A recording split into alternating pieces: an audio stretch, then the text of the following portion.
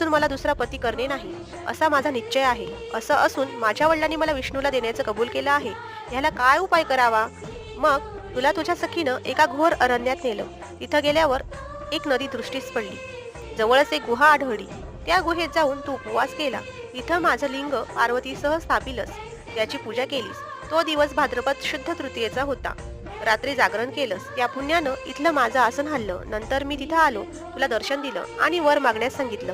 तू म्हणालीस तुम्ही माझे पती व्हावं याशिवाय दुसरी इच्छा नाही. नंतर ती गोष्ट मी मान्य केली. मी गुप्त झालो. पुढे दुसऱ्या दिवशी ती व्रतपूजा तू विसर्जित केली. मैत्रिणींसह त्याचं पारण केलंस. इतक्यात तुझे वडील तिथे आले. त्यांनी तुला इकडं पळून येण्याचं कारण विचारलं. मग तू सर्व हकीकत सांगितलीस. पुढं त्यांनी तुला मला देण्याचं वचन दिलं. तुला घेऊन घरी आले. मग त्यांनी काही दिवसांनी चांगला मुहूर्त पाहून मला अर्पण केली. अशी या व्रतानं तुझी इच्छा पूर्ण झाली. याला हरितालिका व्रत असं म्हणतात.